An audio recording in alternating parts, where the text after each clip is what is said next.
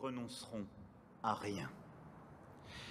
Ni à déclamer les mots universels de la Déclaration des droits de l'homme et du citoyen, ni à interpréter l'Ode à l'amour, cet hymne magnifique à la tolérance et au respect, ni à réciter la prose poétique de Camus et à nous battre contre la bêtise qui, disait-il, insiste toujours.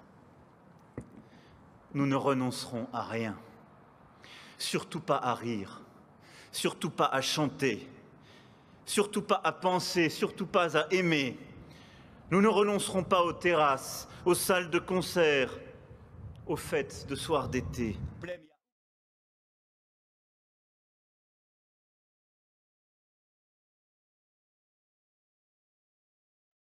Qu'au début de cette épidémie, nous avons anticipé, nous nous sommes préparés.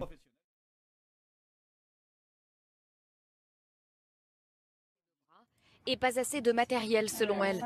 Aucun stock de blouses imperméables par exemple.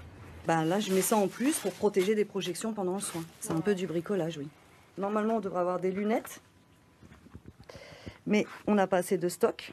Le masque chirurgical, il est pas adapté pour les cas confirmés. Donc il nous faut des masques FFP2. Et ça, on n'en a pas, on n'a plus de stock.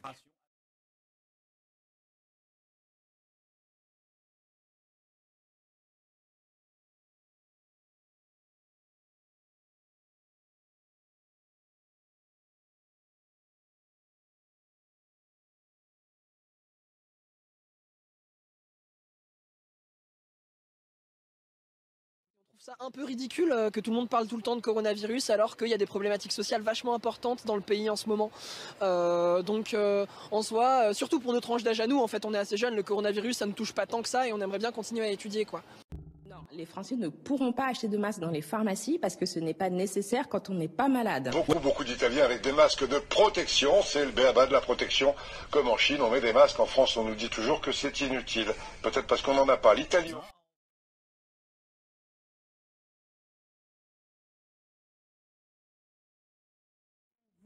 Avez-vous assuré la protection de ceux qui ont été en contact avec vous aujourd'hui? Très simplement, en arrivant et en se lavant les mains, avec un gel hydroalcoolique qui était présent, et sinon j'en ai un petit sur moi. Ensuite, en étant vigilant pour qu'il n'y ait pas de contact, ça a été d'ailleurs parfaitement respecté par les assesseurs qui étaient présents. On montre sa pièce d'identité, sa carte électorale sans qu'elle ne soit touchée, avec des isoloirs qui étaient disposés de telle façon qu'on n'avait pas besoin de manipuler les rideaux, et ensuite en se relavant les mains en sortant. Vous n'avez pas vous-même été testé? Je n'ai pas été testé parce que je n'ai pas de symptômes. Bon, monsieur, c'est exactement ce que je vous ai dit. Je viens d'appeler les 300, donc faut un chat piqué. On ne dépiste plus personne, hormis les gens hospitalisés. Donc je peux rien faire pour vous, monsieur. Je vous ai donné le compte-rendu médical.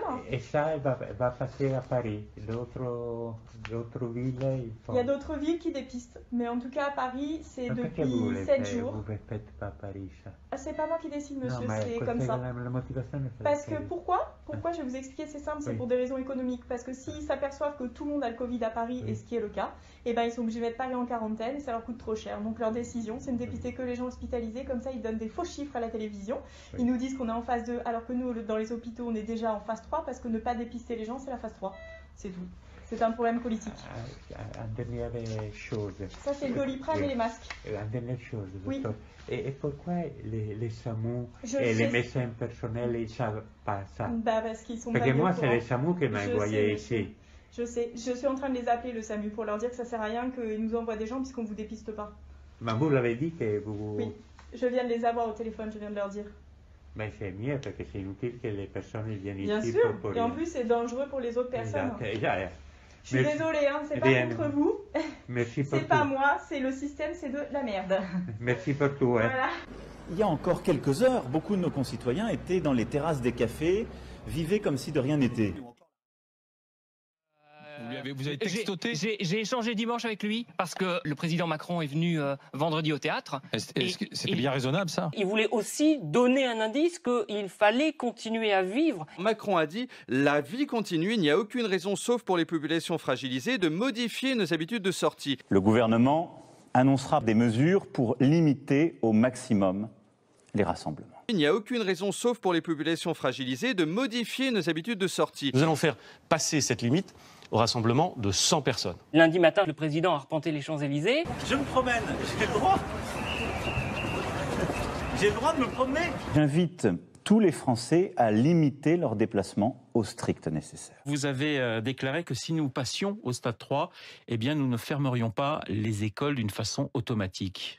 Oui, parce que depuis le début de l'épidémie, du risque d'épidémie, nous savons que si nous devions passer au stade 3, ce n'est pas la bonne stratégie que de tout fermer. Jusqu'à nouvel ordre, les crèches, les écoles, les collèges, les lycées et les universités seront fermés. Vous avez dit la semaine dernière que la fermeture des écoles n'était pas prévue au stade 3. Est-ce que vous rediriez les choses avec la même fermeté? Si vous faites les choses de manière aveugle et générale tout de suite, là, vous risquez de paralyser le pays.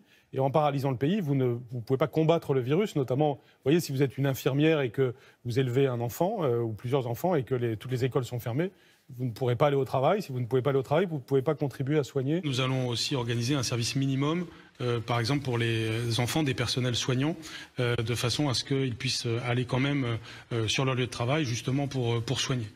Vent de panique sur les bourses, avec des chutes de 8-9% hier. Alors, est-ce que c'est le prélude d'un krach boursier? Moi, je regarde avec une certaine circonspection la situation.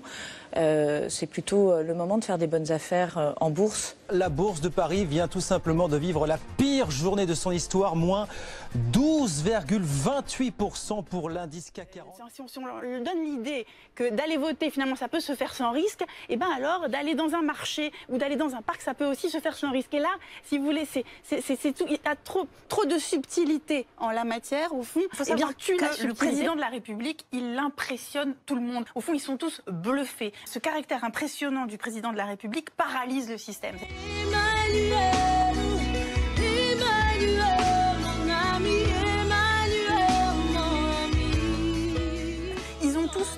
Ils ont tous, au fond, une forme de sidération parce que il est exceptionnel.